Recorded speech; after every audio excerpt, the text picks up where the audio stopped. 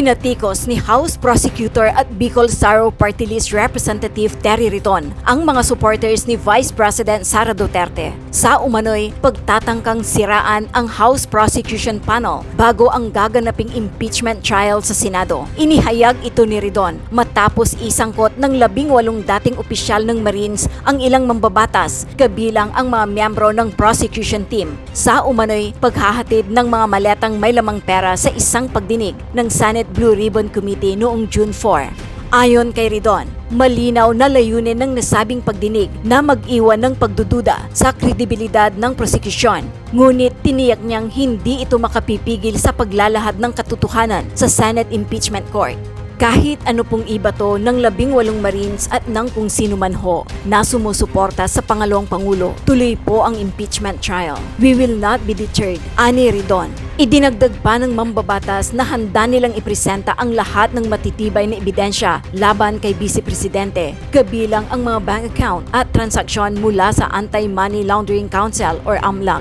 Mariing itinanggi ni Riton ang mga aligasyon laban sa kanya at binigyang diin na hindi kailanman nabanggit ang kanyang pangalan sa orihinal na affidavit ng grupo noong Pebrero at tila hinabol na lamang ito sa nagdaang pagdinig. Kinumpirma rin ni Riton na ang liderato ng Senate President Pro Tempore Win Gatchalian ang kinikilala ng House Prosecution Panel bilang tatayong presiding officer sa pagpapatuloy ng Senate Impeachment Court laban kay Vice President Sara Duterte. Ayon kay Riton, ang sinabi na po ng lead prosecutor ng House Prosecution Panel, si Congressman Jervil Luistro, ang aming haharapin na presiding officer ay walang iba kundi si Senate President Pro Tempore Sherwin Gatchalian. Na-impeach si Duterte ng Kamara noong Pebrero sa suporta ng 257 mambabatas. Nakatagdang magsimula ang pre-trial ngayong buwan bago ang formal na paglilitis sa July 6, 2026. Magandang umaga po sa ating lahat. Sa bahagi po ng House Prosecution Panel ay tuloy-tuloy po yung aming paghahanda at yung pong mga definite timelines na ibinigay po ng Senate Impeachment Court. Yung pong pre-trial proceedings sa gitna po ng Hunyo at yung pong start po ng trial ng July 6 no, ay pinaghahandaan po namin. So dito sa nakaraang mga araw, nagaganap na po yung mga mock trials para sa each and every article of impeachment. So nagsasanay na po yung pong mga public at yung pong mga volunteer private lawyers po namin para po dito. Minarapat din po ng House Prosecution Panel na hindi po mag-submit ng formal reply doon sa non-answer ng atin po pangalawang Pangulo. Ang isasubmit lang po ng House Prosecution Panel ay manifestation dahil tingin po namin wala naman pong sinagot kahit ano ang atin pong pangalawang Pangulo point per point doon po sa articles of impeachment na ibinigay sa kanya. So, naghahanda ko kami towards pre-trial. Lahat po ng mga ebidensya ay pinipinal. Lahat po ng mga dokumento ay pinipinal. Lahat po ng mga witnesses ay mapipinal po. Para pag nagkaroon po ng pre-trial conference, kasama po ng Senate Impeachment Court at ng kabilang panig, ay handang-handa na po ang prosecution panel. Kung nabanggit nyo na naghahanda na kayo sa impending trial, anong posibilidad na magkaroon ng trials? Baka dalawa ang impeachment courts. Well, ang pagtingin naman ho natin sa bahagi po ng House of Representatives, meron na pong pag-recognize no, doon po kay Senate President Pro Tempore Sherwin Gatchalian. At ang tingin naman ho natin, hindi ho mangyayari na magkakaroon po ng magkahiwalay po na trials sapagkat iisa lang naman po yung grupo na meron pong kapasidad na makapag-convene una ng plenaryo, pangalawa ng Senate Impeachment Court.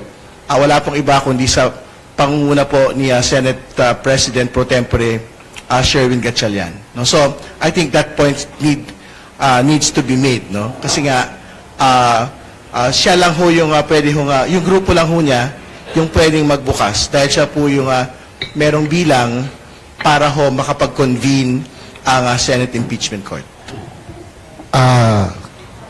Kapag nakapag-convene, yung lehitimo sa pananaw ng House of Representatives na Senado na impeachment court. Paano po mariresolve yung problema ng arithmetic? 16 ang kailangan, samantalang ito ay lalabing 2 o posibilidad na hahanggang 13. Yung conviction at acquittal naman ho, malayo po ang usapin nito, no? Ang pagtitiwala naman ho namin, pagka nailatag po ng maayos, yung po lahat ng ebidensya laban sa pangalawang Pangulo, tingin ko marami naman pong mga makukumbinsi on both sides of both the new majority and the new minority to convict the Vice President. May ginawang pagdinig. At sabi ng iba, hindi lang pagdinig, may coaching pa nga na ginagawa. At ito parang, sabi ng iba, ito raw yung tunay na issue. Sabi naman ng iba, mukhang tinatarget. Yung nasa House Prosecution Panel at may iniligtas na dating isinangkot. Pero mukhang nakaligta ang banggitin ng pangalan doon sa kanilang recital noong nakarang araw. Well, yun po yung malinaw sa bahagi po ng House Prosecution Panel, talaga pong yung pong pagpupulong nung pong nakaraan ay targeted to discredit the House Prosecution Panel para pag lunsad nung pong trial, meron pong credibility questions hanging over the prosecution. Pero balikan ho natin yung pong kwento ng mga Marines. Halimbawa na lang po sa akin, nung Feb po lumabas yung affidavit. Pero minsan hindi ako nabanggit sa listahan po na yon. Hindi ba? At i-reiterate ko today, I was never mentioned in that affidavit at parang hinabol na lang yung pong pangalan ko during that meeting with the 18 Marines. Kahit kailan, kahit saang panahon, kahit saan mang lugar, wala po akong natanggap na maleta.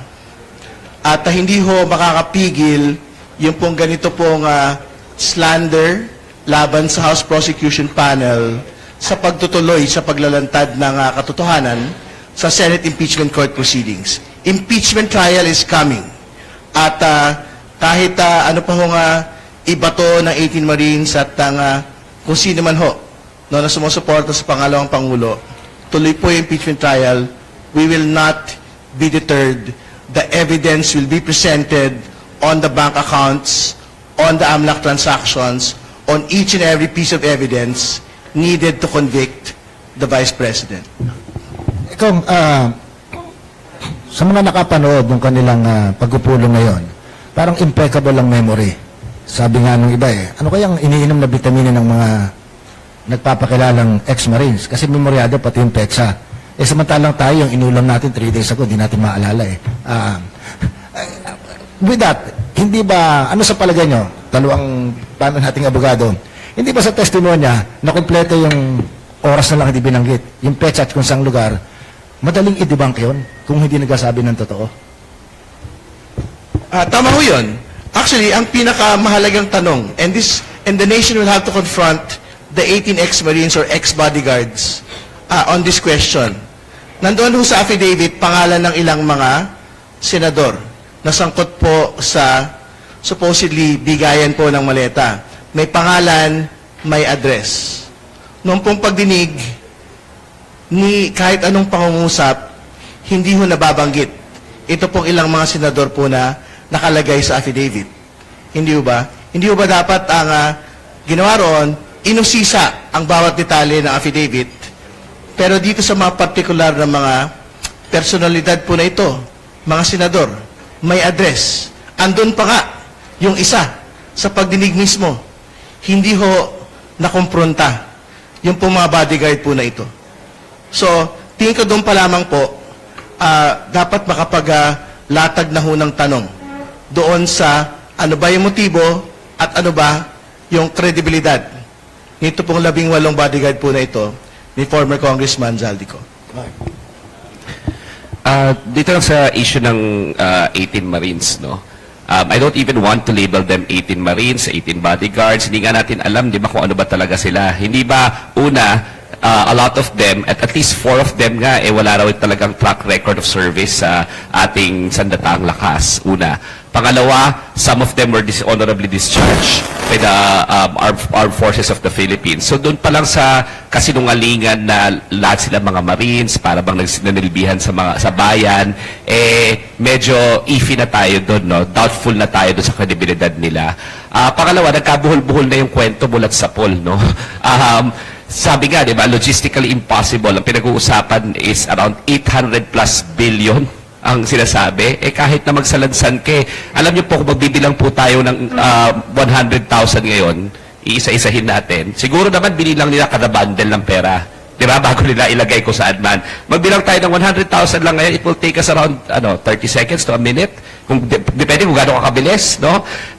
Kung bibilangin mo yan, ipapack mo yan, isasalansan mo yan, doon yan sa computation ni Senping Lacson, kahit na 24/7 tayo, 800 plus billion, 800 plus metric tons ang isang truck, ilan ba? 2 tons?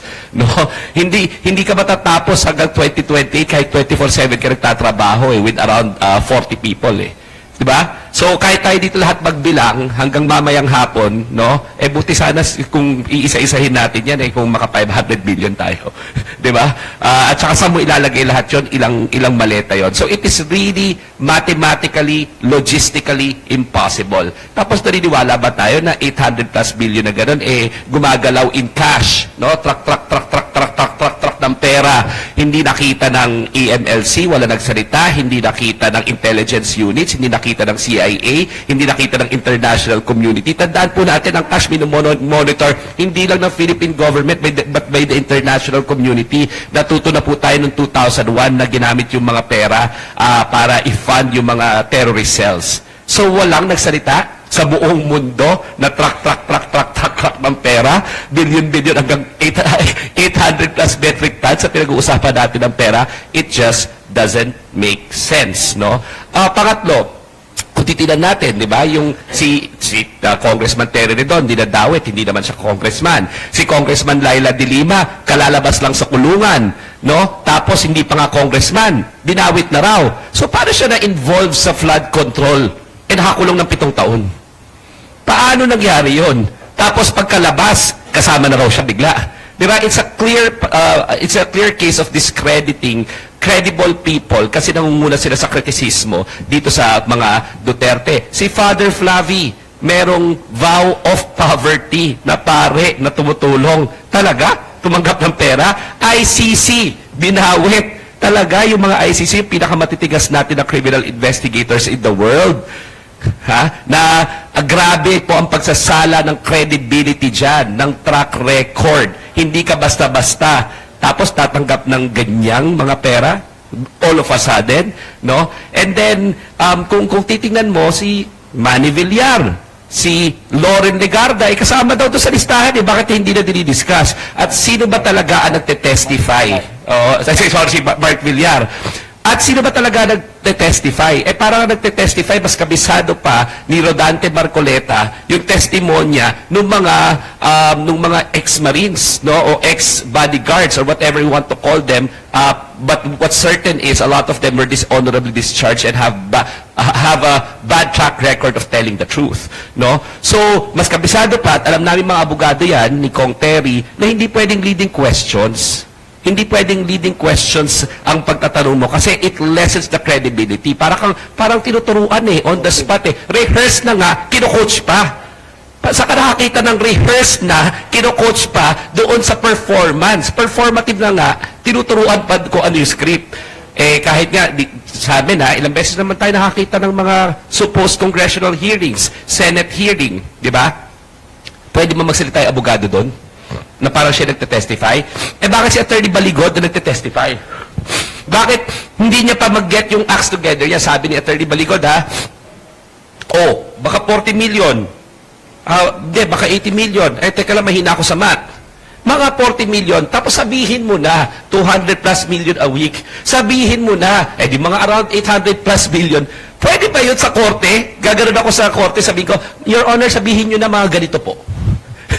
Hindi ganun magtestimonya. Hindi, sabi ko nga, kung nasa korte ito ang dali nitong i-cross and ang asarap nitong i-cross-examine kasi alam mong sinungaling, no? Bakit ginagawa at bakit pinatawag yung supposed Blue Ribbon Committee hearing na yan? Bakit sila nagmamadali ng mga oras na yon? Bakit? Kasi alam nila this will not stand in court. Which is why they need Alan Peter Cayetano's Facebook Live. Diba? Kaya kailangan nila ipakita sa media para lang i-pollute yung mga utak natin, i-divert na naman yung attention from the real issue. The real issue here is the Senate as an institution is not performing because of what's happening, yung theatrical. At again, this is an attempt to block accountability insofar as the impeachment is concerned, insofar as Sara Duterte is concerned. So inherently, nagkakabulbul lahat yung mga kwento, hindi malinaw, talagang halata mong sinungaling, rehearse, walang credibility yung mga witnesses, and this is just a clear attempt to divert us from the real issues. The real issues, yung confidential funds ninakaw, di ba? Yung mga totoong issue na hindi nagpe-perform yung Senado as of the moment because of all these theatrics.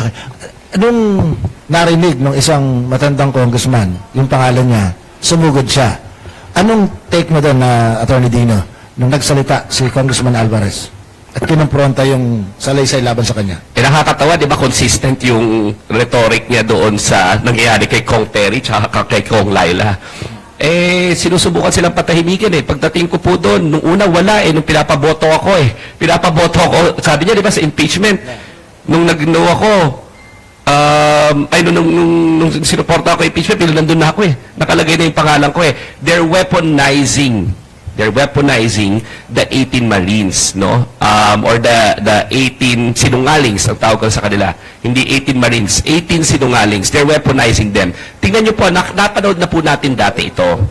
They will be using incredible people, no? Yung wala talagang credibility whatsoever as a weapon, as a political tool para matarnish yung reputation ng mga taong lumalaban kay Rodrigo Duterte. Ginawa nila kay Laila de Lima yan. Kung maalala niyo, sila Peter Co, sila Kerwin Espinosa, di ba? Mga, or tsaka yung napakarami pang mga convicts. Convicts, ginamit kay Laila de Lima.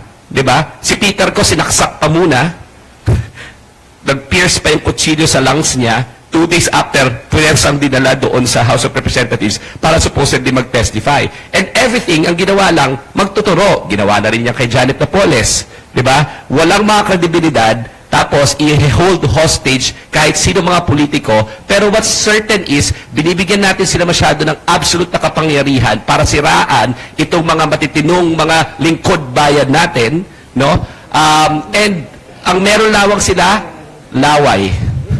Laway tsaka picture sometimes na nagpa-picture sila sa isang public space. Ganyan na ginawa kay Laila de Lima nung pinakita yung picture ni Kerwin Espinosa na hindi nga maalala ni Laila de Lima. Ako nga po isang private individual, ang daming pag naglalakad dyan, may mga nagpapapicture. Paano pa kaya yung mga public individual, no? Anyone can produce those photos. So, let's not make incredible sinungalings so powerful to the point that they're being weaponized to hold hostage our serious and honest lingkod bayans.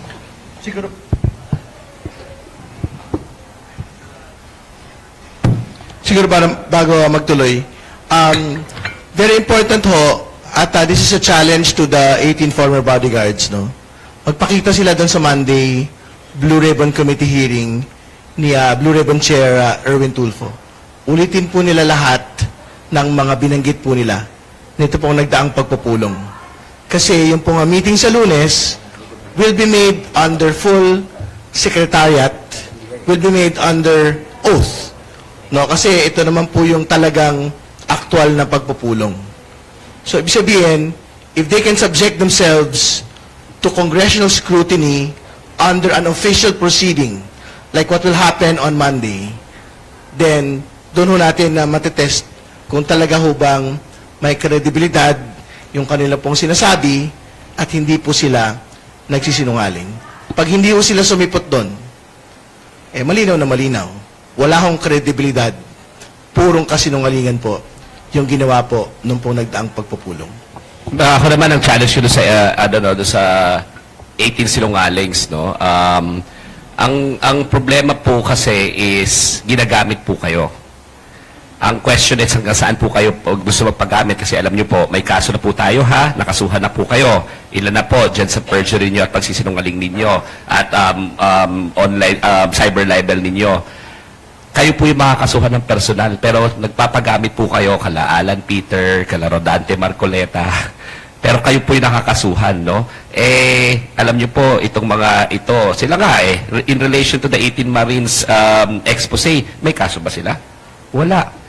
Personal po kayo nakakasuhan. At dalawa po ang epekto niyan. Hindi na po sa inyo personal, sa pamilya nyo, at sa mga salin lahi ninyo. Kasi every single time na you're not telling the whole truth, hindi naman po pinipreclude yung possibility na some of you may have delivered some amount of money. Pero ang requirement po sa inyo sa batas, whole truth and nothing but the truth. Hindi may mga sinasama-sama kayo dyan na kung sino-sino, basta-basta lamang na walang prueba. No? So, yun nga po, ang pinapapangit ninyo, hindi lang po yung imahe ninyo, hindi lang kayo may personal liability, yung pamilya ninyo, yung salin lahi po ninyo, yung bansa ninyo ang binababoy. So, wag po sana kayong pumayag. Nag-expect ba kayo ng sa Lunes? Kung biglang lumabas si Alan Peter Cayetano and assert his position na siya yung legit na Senate President, ano mangyayari? Well, syempre, that is an internal matter that the Senate will have to resolve, no? Pero I think externally, yung pong Malacanang at yung pong Palasyo has officially recognized, no, the leadership of Senate President pro tempore Sherwin Gatchalian. But I think that is still a matter that, of course, any senator can raise, no, in any proceeding, whether in plenary or in committee. So we will leave it to them to resolve that po pagka nagkaroon na po ng pagpupulong sa Lunes. Kami po sa civil society naman, no, na kung matatandaan niyo, we launched Bantay Senado last Monday. Kasi nakikita po namin na itong Senado ay na-hijack ng ilang mga tao makakapangyarihan na binababoy ang ating mga institusyon. No? So sabi namin, let's remember that the Senate is the Senate of the people. Senado po natin yan, hindi po yan Senado ni Alan Peter Cayetano. No? So magbabantay po kami, magmamatsyag, at saka sa amin, no, kahit naman po sino, kahit ako po siguro, baka pwede ako pupunta sa Senado bukas, sabihin ko ako ang Senate President. So, but does that have constitutional effect? Does that have legal effect? Am I recognized by my co-equal branches in government, specifically the House of Representatives and the executive who are the political departments who will have to deal with me? Sa LEDAC po ba, pwedeng pumunta lang doon si Alan Peter at sabihin, ako ang Senate President? Hindi naman pwede. Pwede ba ako mapunta doon? Sabihin ko, ako Senate President. Even in international relations, di ba, a state cannot just assert itself. It has to be recognized by the international community. In our particular instance, your leadership must be recognized by your co-equal branches of government. Ano ba ang malinaw dito, no? And babalik lang tayo kasi alam ko naman, di ba? Tumatalino tayo, alam na natin dati si Biden Forthwith, no? Alam na natin ngayon Abelino versus Cuenco, no? In any permutation and combination, Alan Peter Cayetano, wala ka ng majority. Kasi kung meron kang majority, dalhin mo sa plenaryo yung warm bodies mo. Pero the fact of the matter is, in any permutation and combination, ang kaya mo lang dalhin sa plenaryo, 10. So ang tanong ko, how can 10 be more than 12? Diba? So kung very confident ka na ikaw ang Senate President, bring the warm bodies of your supporters in the Senate floor. So, ang malinaw dito ngayon, sabi niyo, it takes 13 to elect a Senate President. You are right, but it doesn't take 13 to remove you. It takes a simple act of a majority who has the quorum and can actually declare all seats vacant. So you're no longer Senate President. If you want to remain in power, I challenge you in any session. In any session, kahit sa Monday, bring 13 warm bodies of your supporters who are senators in the Senate floor, and then we will all shut up. Pero kung 10 ka lang, hindi ko alam kung saan mo kinukuha yung kapal ng mukha mo para sabihin na ikaw pa rin ang Senate President. 10 lang naman ang supporters mo. Yung 12 po, malinaw na doon. Baka nga, di ba, maging 9 pa. Tingnan natin, abangan ang susunod na kabanata sa Senate teleserye. Kong Terry, itong mga nagdaang araw, lagi-laging napag-uusapan yung issue ng recognition insofar as yung legitimacy nung bagong talaga na mayorya sa Senado. Maaari ba nating tulungan yung ating mga kababayan na nakikinig para maipaliwanag ano yung significance ng recognition dito sa bagong mayorya na ito insofar as yung kanilang legitimacy is concerned? Well, nagkaroon po na exchange of communication sa pagitan po ng Senado at ng House, no? Nung pong huling araw po ng sesyon, kung saan pinapaabot na ho yung bagong sitwasyon sa Senado, at ito po ay isang bagay na tinatanggap po ng House, no? Bilang kabuuan. So, so ibig sabihin, iisa lang ho yung talagang haharapin ng po House leadership dun sa iba't ibang mga kapulungan at mga official functions, katulad halimbawa na nabanggit na yung mga LEDAC, katulad halimbawa doon sa mga bicameral conference committees kung saan may mga particular na mga miyembro na itatakda. No? So, ibig sabihin, yan po yung meron pong real impact. And more importantly, doon po sa Senate Impeachment Court, ang sabi na po ng lead prosecutor ng House Prosecution Panel, si Congresswoman Jervil Luistro, talagang ang kanya pong haharapin, ang amin pong haharapin na presiding officer ay wala pong iba kundi si Senate President pro tempore Sherwin Gatchalian. Pagka ho nag-reconvene yung pong Senate Impeachment Court by the trial date. Mayroong suggestion na to resolve yung impasse sa Senate. Magkaroon ng special session to be called by no less than President Marcos, Jr. Ano mangyayari sa special session na yan? How will that operate or conduct business? Wala. Solve yung issue. Wala nung kayong pagtutol doon sa pagkakaroon po ng special session na ipapatawag po ng Pangulo. No? So, syempre, dahil ang Kongreso naman po ay both House and the Senate, syempre sa bahagi po namin, we will also need to convene. No? But I think this is really more for the Senate because of yung pong mga delayed measures in the last couple of weeks. No? So, of course, that is something that the House will support.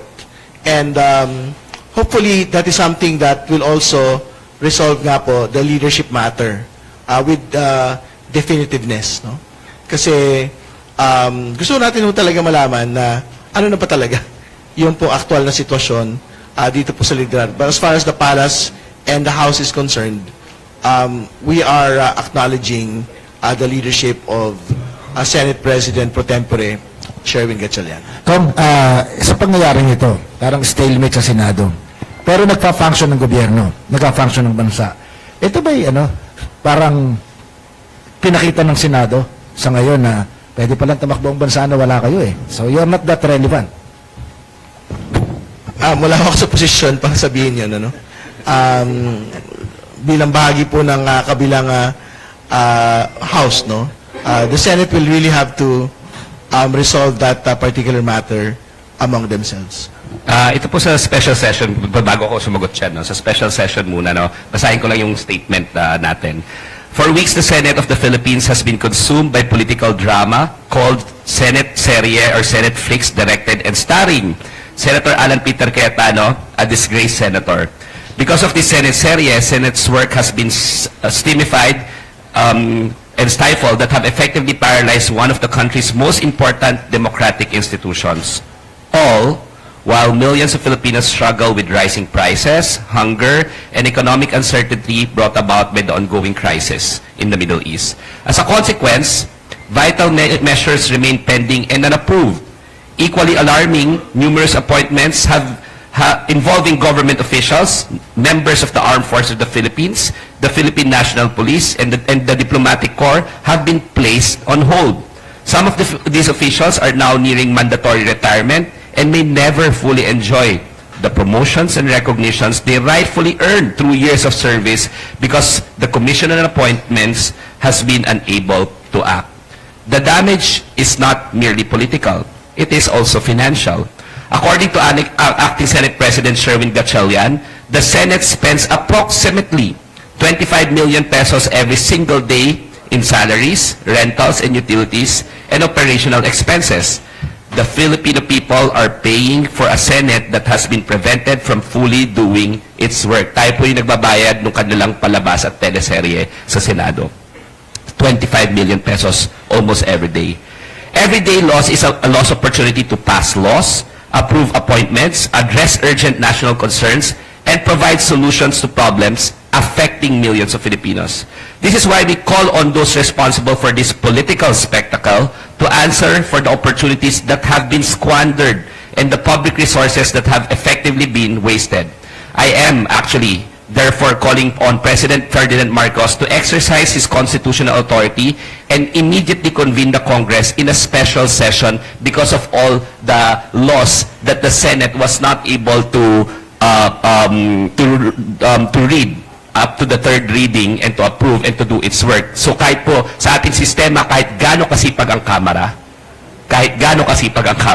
kung hindi yan tatapatan ng isang Senado at magpapalabas yung Senado, hindi natin matutugunan ang pangangailangan ng publiko. The Senate must return to work. Wag puro bakasyon. The Filipino people did not elect senators to star in a political drama. Kaya nga ang panawagan natin kay Alan Peter, kung gusto niya naman talaga pala mag-artista at maging vlogger, tatawagan na lang natin si Coco Martin at isama na lang siya sa teleserye. Again, Mr. President, magpatawag na po kayo ng special session at pagtrabuhuhin natin ang ating mga senador. Pag nagpatawag po ng special session, walang additional compensation to mga senador. Hindi pwedeng tatamad-tamad, hindi pwedeng bakasyonista, kagaya ni Bato de la Rosa, pagtrabuhuhin itong mga senador. Hindi puro drama.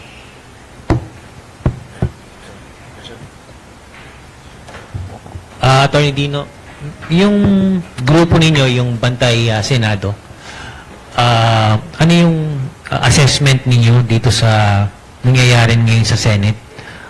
Meron bang mga kinakasampag kilos leading dun sa trial? Ano po yung Bantay Senado, no? It's a coalition of academics, lawyers, human rights advocates, church groups, no? Civil society, at ang pinaka-importante, pinakamarami naming volunteers kami ay natutuwa, yung mga tinatawag naming Gen Z and Millennials, Gen-Zenials. Yung Team Pinas ay magkakaroon din ng Gen-Zenial Tour nationwide para pag-usapan itong mga nangyayari. At nakikita po naming feedback from Gen-Zenials is one of disillusionment dito sa Senado.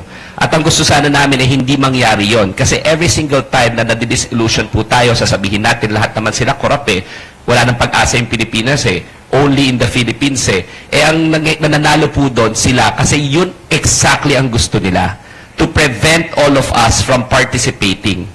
Kaya nga po yung Bantay Senado, every time na nag-uusap kami, kahit na minsan rimarim ang mga nangyayari, sabi namin, kailangan natin silang bantayan. Ano ang assessment namin, no? All of these actions by the Cayetano bloc are meant to prevent accountability from taking place. Because all of these things happened when the House was voting on the articles of impeachment and transmitting it to the Senate. These things are not happening in a vacuum. And all of these things are related to the impeachment trial. Itong mga nagdaang araw, attorney, medyo nalalagas na yung ibang mga miyembro ng Senado. At yung pagkalagas, hindi mag-i-stop dun sa dalawa, dun sa pagkakakulong ni Senator Jinggoy at saka dun sa pagiging at-large ni Senator Bato. Kung magpapatuloy itong paghuli, pag-aresto dun sa ibang miyembro ng Senado, pwede ba tayong gumamit ng, meron bang jurisprudence na pwedeng yung numero na 16 for conviction ay mabago? Ang nakalagay po sa Avelino versus Cuenco, yung pagbabago ng denominator ay applicable lang sa quorum. Explicit po kasi doon sa conviction and removal na 2/3 of all members of the Senate. Doon po kasi for purposes of quorum, ang nakalagay 2/3 of members. At ang definition ng members doon ay yung nandoon sa within the coercive jurisdiction of the Senate. Yung po yung tinatawag nating constitutional majority. So magkaiba po yung konsepto ng all members all members of the Senate sa all members lang. No, yung all members pwede pong anuhin yon pagdating sa within the coercive jurisdiction po sila ng Senate. Unfortunately, no, 2/3 po talaga ang kailangan, which is yung magic number na 16. Ako naman po ay naniniwala, kasama po ng prosecution team, sa linaw ng ebidensya, at ang lagi ko sinasabi kahit nung nakaraan na nandito ako, ebidensya,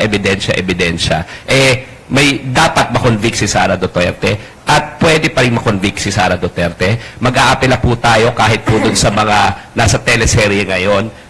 We appeal to their humanity. We appeal to their statesmanship. We appeal to their nationalism. We appeal to their constitutional duty na tingnan lamang ang ebidensya. No? May mga iba dyan na hindi na talaga magbabago. Ako pupusta kahit anong pakita mo kay Robin Padilla, wala na po talagang pag-asa si Robin Padilla. No? Dahil hindi niya rin naman naiintindihan siguro yung mga ebidensya. Pero pagdating po doon sa mga iba, sana naman po, ang tingnan ninyo, ebidensya. And I think 16 can still be the magic number. If you would recall, nung panahon po ni Chief Justice Corona, majority naman po ng mga senador noon, it was not inclined to convict. Pero na-convict pa rin po itong si Chief Justice Corona sa lakas ng ebidensya, and I've seen all the pieces of the evidence. I was counsel for the second impeachment complaint, if you would recall. Hindi res ipsa loquitur di ba? Hindi mo din, the thing speaks for itself. Billion ang pumasok sa bank account mo, Sara Duterte, 6 na bilyon, labas-pasok, no? Tapos zero ang cash mo sa salin. Anong klaseng mathematics ang gagawin natin dito kung papalampasin pa natin yan? You have to explain bakit zero. At sinabi na ng High Court of Impeachment before in the case of Corona na if you don't declare your actual wealth in your salin, that is impeachable and they can convict you. We cannot change that in the middle of the way just because we want to accommodate a personality like Sara Duterte. Yung chair ng Justice Committee, ang position niya, dapat na yung malinaw talaga yung ebidensya laban kay Vice President, Pero yung reply niya, focus mainly on the dun sa technicalities. 4 na main di ba, articles. Well, yung pong answer nga, katulad ng binabanggit ho natin, ang pagtingin ho natin dito ay non-answer. At rehash lang po nung hindi rin niya pagsagot sa House Justice proceedings. Kasi ang rin-raise pa rin ho niya doon ay constitutional at jurisdictional questions. Matagal na hong tapos yun. Kaya tayo umabot sa punto pong ito dahil trial na po yung pinag-uusapan, aktual na detalye na po, aktual na depensa na po yung inaasahan mula sa pangalawang Pangulo dahil malinaw na po yung mga ebidensya na inilatag ng prosecution at the level po of the House Justice Committee. So, ang naging sagot po ng pangalawang Pangulo, ganun pa rin. Parang hindi ho nangyari yung isang buong buwan ng pagdinig ng House Justice Committee. Kung ano ho basically yung sinabi ho niya nung umpisa sa kanya pong non-answer sa House, yun din po basically yung pong sinabi niya sa kanya pong non-answer sa Senate Impeachment Court. So, we will leave it at that. Pero again, wala hong dagdag sustansya na laman yung pong sagot ng pangalang Pangulo sa Articles of Impeachment. Ako naman po, gusto ko lang sabihin, kaibigan naman natin yung mga abogado ni Sara Duterte, tuwan-tuwa lang ako and I wanna call it out as it is. Alam po namin, mga mamayan, tsaka tayo naman, kapwa-abogado, kung palabas o kung hindi, kung theatrics o hindi, ang dami-dami pang maleta na pare-parehong mamahalin. Yung mga maleta na laman-laman, supposedly, yung answer, wala naman palang laman. So, walang laman Yung answer nila is a non-answer. Yung answer nila, until now, hindi sinasagot yung alegasyon.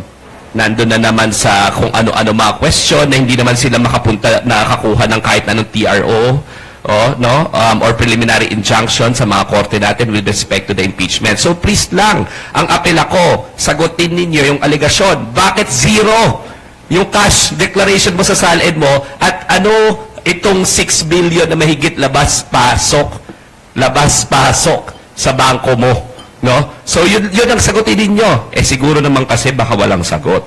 Kaya nililihis tayo at kailangan gumawa ng drama, peking barilan sa Senado, peking Blue Ribbon Committee, sinungaling na ay 18 Marines. Lilihisin po tayo ha, balik po tayo sa issue. 6 billion labas-pasok. Saan po nanggaling yon, Vice President Sara Duterte? Baka naman sagutin mo, ayaw na po namin ng palabas na may mga maleta ka na answer mo, pero wala naman palang laman. Pwede bang hindi mag-appear si Vice President and leave it up to your lawyers to argue yung case? Karapatan naman po ito, no, ng akusado. So, sila ho yung bahala, no, kung tingin ho nila makatutulong yung pong pagsipot ng pangalawang Pangulo doon po sa trial proceedings, or kung hindi ho makakatulong, sila hong bahala. I think it is a matter of strategy that we will leave it to them. So, syempre, matter of strategy, kung ako abogado ni Sara Duterte, ayoko yatang ilabas yung magwawala at saka aaminin na gusto niyang ipapatay si Bongbong Marcos, si First Lady, Speaker of the House. Yung pong mga ebidensya nang gagaling sa sarili niya mismong bibig, no? Pero sa akin lang, hindi lang strategic ang dapat pinag-uusapan. Balik po tayo sa statesmanship.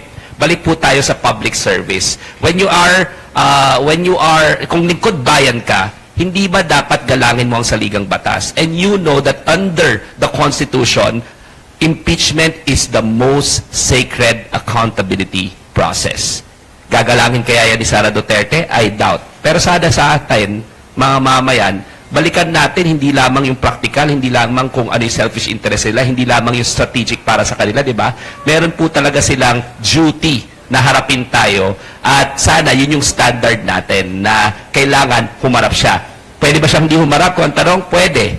Pero sa akin hindi lang pwede ang usapan Ano ba dapat ang nararapat para sa mamamayang Pilipino? What do we deserve from our leaders? And we deserve leaders who want to explain, who will explain questions that we have in our mind. That's the kind of leadership that we deserve. It's not just a question of pwede ba o hindi. It's a question of ano ba dapat ang nararapat. So Sara Duterte, sana yan ang iyong isipin. Ano ba dapat nararapat? Dapat lang na magpaliwanag ka sa bayan.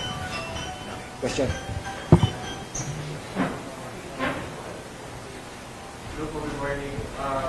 Hello, good morning. My question is for Congressman Perry. Are you more confident now of a conviction now that the Senate leadership has changed at na si Senator Win Gatchalian na ang ating Senate President compared to back when Senator Alan Peter was the Senate President? Alam po niyo, our confidence on convicting the Vice President is not based on the numbers of the Senate or the leadership of the Senate, no? Our confidence on convicting the Vice President is based on the evidence itself. So, on the AMLAC reports, on the NBI reports, on each and every piece of evidence that is there for the senator judges to see during trial proper. So, magpalit man o hindi po liderato, I'm quite certain that we will be able to muster the numbers to convict the Vice President. We will get to 16, irrespective of who the leadership was or who the leadership is. So do you think, so parang neutral kayo, you're not saying na this is a favorable development for the prosecution panel? Is it a favorable development that the leadership changed? But I think it's an extraneous matter that doesn't concern the prosecution panel. No, so we will present it based on the evidence. So whoever the presiding officer is, I think doesn't really matter to the panel itself. No? So, kasi ang totoo naman, we will still have to convince each and every senator judge in the course of the proceedings. So the magic number is still 16, irrespective of who the Senate President is, irrespective of who the presiding officer is.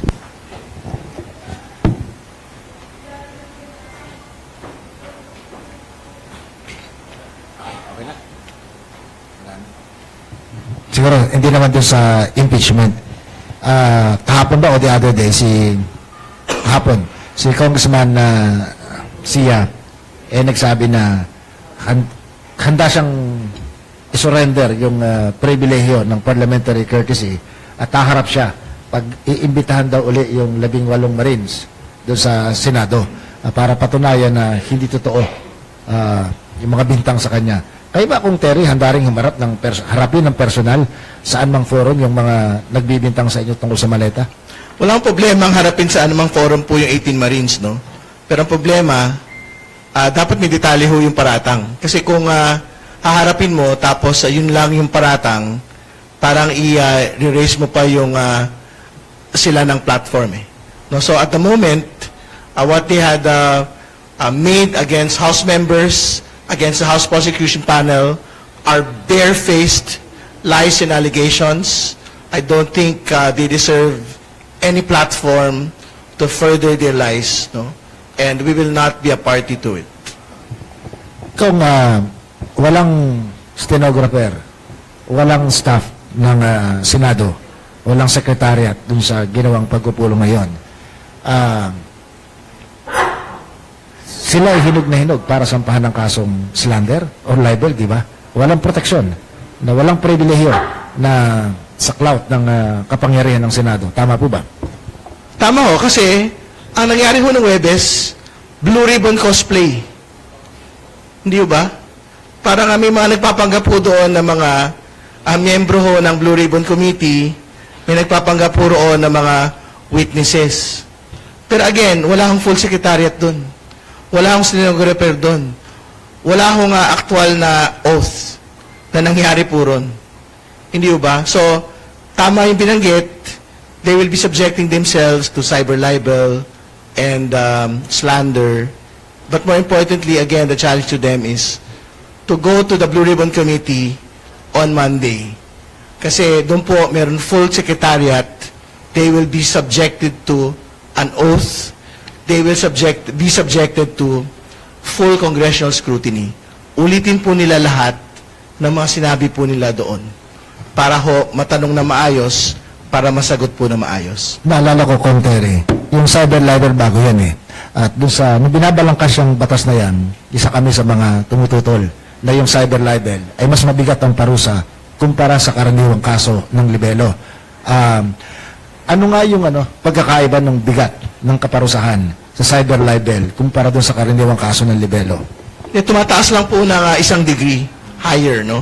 Yung pong pagka merong ginamit po na mga cyber devices, no? Ibig sabihin hindi lang mo sa dyaryo lumabas, kundi lumabas din po sa mga website, no? Lumabas sa social media.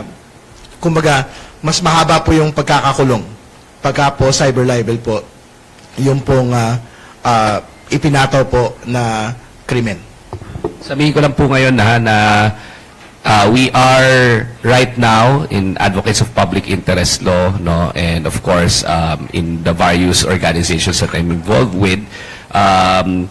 Kung naalala nyo, kinasuhan ng Tindig Pilipinas itong si Alan Peter Cayetano, just this week as well, si Robin Hood Padilla at si Senate Sergeant at Arms Obstruction of Justice. Right now, we are all also contemplating to file cases for usurpation of authority, no, dito sa Peking Blue Ribbon leadership, kasi they are saying na Blue Ribbon sila, hindi naman. So that is under consideration right now, and we will make announcements in due course. Pero hindi lang ito libel, hindi lang to slander, no. Ito ay usurpation of authority. They are pretending that they have the color of authority of the Blue Ribbon Committee, pero wala naman pala. So in particular, ang liable po dyan si si Pia Cayetano, who posed as chair despite the fact that she knew that she no longer was the chair. Si Rodanto Marcoleta as subcommittee chair, and of course si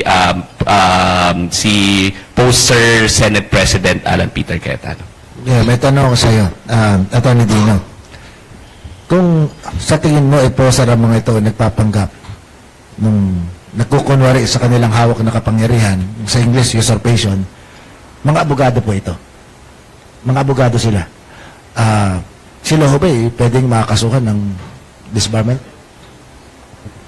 Sa aking palagay, no, pagka ikay nagsisinungaling, you're not holding into your oath, at syempre you're committing a criminal act as a lawyer, of course you also have the administrative liability because public service nga ang main component ng lawyering, di ba? And the office is not a matter of right. Taga, mukhang mababa ang tono ng boses nyo ha. So hindi kayo handang kasuhan sila ng disbarment as of now? Alam niyo naman po, bawal pong i-announce yan. Sa akin lang, our groups will always exercise the proper remedies against airing public officials, yung mga tiwali, yung mga balakid sa pananagutan at yung hindi ginagawa ang kanilang trabaho. Ulitin ko po sa disbarment, bawal i-anunsyo na kinasuhan ng disbarment, bawal i-anunsyo na nagsasagawa ng pagdinig. Pwede lang i-announce ang disbarment kailan? Pag disbarred na po at lumabas na yung Supreme Court decision. Sige, I'd like to turn to another topic, yung ICC, trial ni former President. I understand, nag-aaral ka sa Dahig, may specialized studies tungkol sa crimes against humanity. Ano yung assessment mo sa, ano yung status ng case against, Rodrigo Duterte at this point? At ano may expect ng publiko sa start ng trial? So, syempre, the trial dates have already been announced, no? And syempre, meron pagpapalit ng abogado. They've done their utmost best, the defense, to delay the proceedings. But, alam niyo po, gusto ko lang pong sabihin na ito po ang mukha ng hustisya pagka nakatakip si Lady Justice. Kahit anong performance, kahit na anong gawin sa Duterte Street, no, kahit na anong atake ng Vice President of a sovereign country sa ICC, hindi yan magpapatinag. So I would suppose, no, and I expect that trial will continue. For the first time, magkakaroon na ng legal venue yung mga biktima para kwentuhan, para ikwento ang kanilang karumal-dumal na karanasan, no. Ang sabi nga ni we had as guest tung former ICC judge Raul Pangalangan last Sunday, no. And as you would know, he is also leading the Private Truth Commission, no, para makwento sana yung nung mga biktima kung ano yung naging experience nila, no. Ang malaking difference diyan, of course, complementary lang yan at hindi yan nag-overlap. Tandaan nyo, private initiative itong kay yung Truth Commission sa Pilipinas, at yung doon sa ICC talagang korte, no. Makaka-enjoy rin ng benefits, ng protection, at may coercive powers yung ICC as opposed to the Truth Commission, no. So pag nakwento na natin itong totoong nangyari, ang appeal, and I'm quoting, di ba, si ICC Judge Raul Pangalangan, ang sabi ko sa kanya, paano natin mapoprotektahan yung mga biktima at saka lang mga kaanak from the attack? Kasi aatakihin na naman sila, isa cyber troll na naman sila and all, no? Pero ang hope po natin is babalik tayo mga Pilipino sa tinatawag nating collective humanity, no? Yung collective humanity na pag narinig natin kung anong naramdaman ng mga pamilya, anong mga dinanas nila, sana we tap into everyone's remaining humanity. At pag napakinggan natin kung grabe ang ginawa silang karne, hindi sila tinanatong tao, sana ma-realize natin na hindi na tayo babalik sa malagim na chapter nitong ating history, no. So yun, tutuloy yung trial, makikwento na nila, the testimonies will be tested. Andiyan naman yung mga abogado ni Rodrigo Duterte, no? And then, eventually, syempre may mga witnesses yan. Pina-reduce rin ng ICC, di ba, yung mga 120 plus speeches daw kasi. Ganun po karami namang, mahigit pa nga dapat Yun lang siguro yung sinabit na document, documented, di ba? 120 plus speeches yung i-offer ni Rodrigo Duterte na sinasabi patayin lahat yung mga yan. Paulit-ulit yun Hindi lang yun 127. Every day yun, almost the last 6 years sa using hindi lang si Rodrigo Duterte, but every aspect of the state, di ba? Iba't ibang government agencies ang nagfo-forward ng rhetoric na yan na okay lang pumatay, okay lang pagpapatayin ang mga Pilipino. Lahat ng papatayin namin, automatically addict. Lahat ng papatayin namin, automatically drug lord. Wala na tayong korte-korte, di ba? Hindi lang si Rodrigo Duterte yun.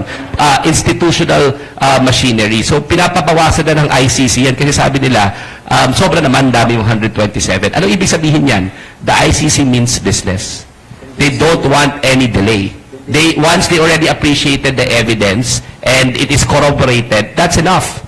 Let's move on to the next point so that we can provide the judgment already so that there will be justice finally for the victims. Si Director Matibag, sabi niya, as many as, 8 ba ang pwedeng i-aresto based on the ICC, Actually, pinangalanan na naman yung co-perpetrators eh. Alam niyo pa, pag pinangalanan kayo ng ICC na co-perpetrators, andyan si Vitaliano Aguirre, andyan si Bongo, andyan yung dating PNP, sila mga generals, di ba? Tsaka, sila Albayalde. Lahat po yan, ang expectation ko, may warrant of arrest eh. Sealed lang. Sealed lang as of the moment. Parang expectation ko, meron na yung mga warrants of arrest or lalabas yan anytime. Kasi you cannot be a co-perpetrator sa ICC tapos papabayaan ka ng ICC. The mere fact na pinangalanan ka ng co-perpetrator means the warrant of arrest will be forthcoming. So, that's the reason why maybe Bongo is so behave. Tahimik. Ayaw ko, di ba? Hindi nagsasalita, di ba? Let's call a spade a spade. Di ba? Bongo was a fundamental part and a chief implementer and a chief source of finance of the bloody war on drugs. Sinabi niya yan. Mismo sa panayam niya, ini-interview siya. Pinangalanan niya pa magkano yung perang binibigay pagka napatay, di ba? Nanlaban. Sinabi niya yan sa interview niya, this did not come from me. Sinabi ni Colonel Garma na sa kanya nanggagaling yung financing. In fact, Colonel Garma would be a witness in the ICC proceeding. So, dawit talaga si Senator Bongo. And ako, ang expectation ko, Bongo's warrant of arrest is already there. Or is already there, and it's gonna be a matter of time before he also gets arrested. Pero siguro, unahin muna natin si Bato de la Rosa. Kasi kung matapang talaga si Bato de la Rosa, haharapin niya to. Haharapin niya to at sasabahan niya si Rodrigo Duterte. At kung totoong wala silang tinatago at meron silang legal justification naman pala, his remedy is in the ICC. Pwede niya naman questionin yung proceedings there. And the due process will happen in the ICC itself as part of the international law's mechanism to hold the most atrocious criminals into account. And as we remember, tandaan niyo po, hindi po yan foreign court, international court po yan, and international law is part of the law of the land. Batay po sa ating saligang batas, atin po yan, hindi po yan banyaga. Tukong Terry, hi sir. Sir, are you considering any legal action, filing of complaints against dun sa 18 Marines?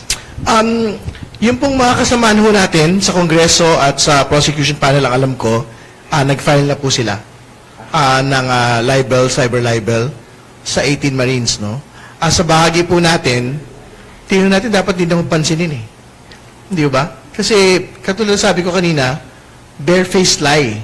Yung pong testimonya kanina. But, of course, we are reserving future legal action in the event na talaga hong hindi din ho sila tumigil doon sa paglikha po ng kasinungalingan in the next couple of months. Mabait po kasi si Kong Terry, gusto ko lang sabihin, ako yung counsel ni Congresswoman Laila de Lima and ni Father Flavie, nag-file na po kami. Okay? In fact, we're filing, ando na po kami sa reply affidavit sa Lunes. At dahil po inulit pa naman nila, magpa-file po ulit kami or we're considering filing. I'm in consultation with my clients. Why? Because we've already learned our lesson, no? Sinira nila ng ganyan si Laila de Lima. Ang dami na nilang kung ano mga pinukul sa kanya, hindi na kami uulit. So every single time, kami pong mga volunteer lawyers ni Kong Laila, kahit po si Kong Laila, mabait din, ayoko nang pansinin yan, ang daming trabaho. Ma'am, nandito naman kami na magtatrabaho. Hindi na kami papayag na bababuyin pa yung mga totoong lingkod bayan natin. So every single time that they commit those crimes against Laila de Lima, us lawyers, volunteer lawyers of Laila de Lima will be watching and will be filing these cases. No? So nag-file na po kami at magpa-file pa po ulit kami every single time that they commit every single act of cyber libel or any kind of thing against our clients. Tapos, Attorney Dino, to clarify lang po yung binanggit nyo kanina, yung pinag-iisipang i-file na usurpation of authority, sino magpa-file? Tindig Pilipinas ba o Bantay Senado, laban kanino, and against your kasabit lang, bakit po? Right now, these groups, hindi lang naman Tindig Pilipinas, ang aking grupo, hindi lang rin naman Bantay Senado, hindi lang Team Pinas, no? Advocates of Public Interest Law.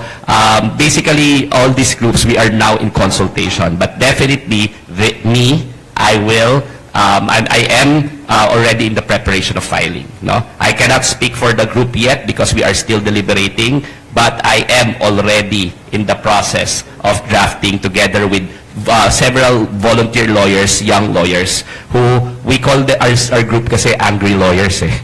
Yung mga batang abogado na nagagalit na sa pambababoy sa ating sistema.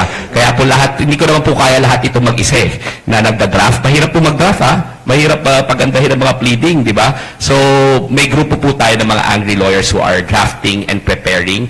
As to who will be exactly the complainants, we are settling it this week and we will make announcements in due course. Yung mga nag-attend doon sa Peking Blue Ribbon Committee, but particularly nagpatawag ng si Pia Cayetano, si Marcoleta with the imprimatur of the fake Senate President. For soundbite lang, sir, again, bakit kayo magpa-file ng case against sa kanila?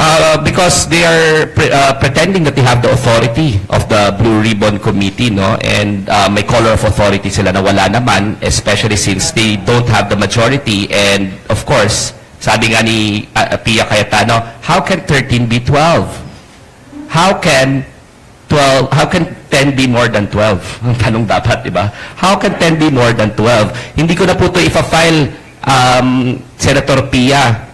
Hindi ko na po ito ipa-file kung kaya nyo i-produce yung 13 warm bodies sa plenaryo. Tatahimik na po kami. Pero hanggat hindi nyo po na produce yung 13 warm bodies supporting Alan Peter Cayetano and declaring you as chairperson of the Blue Ribbon Committee a usurpation of authority ka, you cannot pretend to be the chair of the Blue Ribbon Committee. Dante Marcoleta cannot pretend to be the subcommittee chair of the Blue Ribbon Committee if they can't produce 13 bodies. And they know that for a fact. They know that for a fact, which is why it's usurpation of authority. Tapos, sir, yung group of angry lawyers, where do you intend to file that complaint? Kasi syempre by reason of their office, so we are of course considering where we are studying the appropriate venues, pero most probably it's gonna be with the Ombudsman. And of course the Senate Ethics Committee. Kaya natin huling statement si Attorney Dino bago tayo magtapos. Well, nananawagan lang po kami dun sa mga sa sambayan ng Pilipino dun sa Bantay Senado. We launched it last Monday at De La Salle University. Ngayon po, napakainit ng suporta ng mga universities all over the Philippines. De La Salle Philippines, meron nga ako yung nag-express na rin ng interest to join Bantay Senado is yung FINMA University Network. Napakaraming ibang mga organizations at ang pinaka-importante, kung makikita nyo po yung mga nag-attend dun sa launch namin last Monday, puro mga kabataan. Mga kabataan, dahil very important yan, kasi ayaw na po namin, parte pa rin naman po ako doon, ayaw na po namin ng ganitong klaseng bulok na politika. So, nananawagan po kami sa Sambayan ng Pilipino, kung gusto nyo po mag-volunteer dito sa Bantay Senado Network, Bantay Senado Group, tignan nyo po yung follow nyo po yung aming Facebook page, Bantay Senado. I-message nyo po, magre-reply po kami. What we do is, apart from magbabantay sa Senado, maglalabas kami ng mga performance scorecards ng mga impeachment prosecutors. Pasensya na po kayo, babantayan rin namin ang prosekusyon. Siyempre, di ba? Prosekusyon natin yan. Performance scorecards ng mga senador, everyday reviews and analysis of what happened during the impeachment trial. Magpupunta rin po kami sa mga universidad, sa mga barangay, sa mga communities to start discussions. Meron po kaming online discussions. This is not just an online campaign. At natutuwa po ako kasi ang nag-iisip po na ngayon ay yung mga volunteers.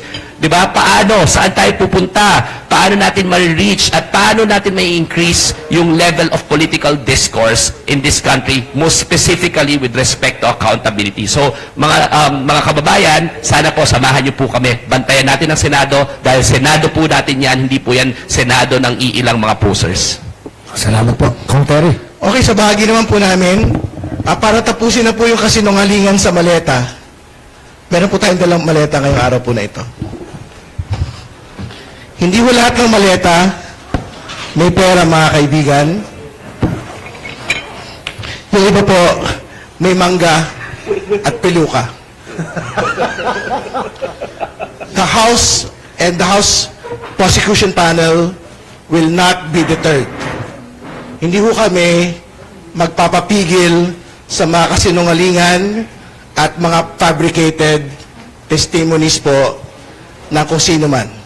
Tuloy po ang impeachment trial, ilalatag po ng Kamara, ilalatag po ng House Prosecution Panel, yung pong lahat ng mga ebidensya laban kay Vice President Sara Duterte, yung AMLAC reports, yung pong NBI reports, yung pong video documentation ng pagbabanta laban sa Pangulo.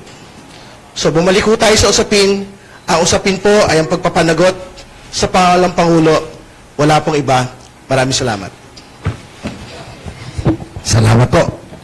Sige, that note, I'd like to thank our resource persons for today, Congressman Terry Redon at si Attorney Dino De Leon. Maraming salamat sa pagpapaliwanag sa mga nangyayari ngayon sa politika natin. At maraming salamat din sa media na nagko-cover sa atin. Kita-kita ulit tayo sa Sabado. Thank you.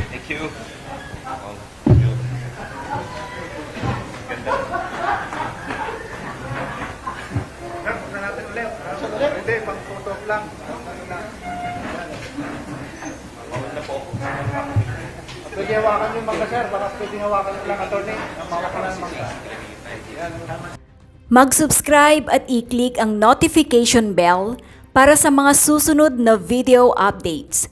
Maraming salamat po.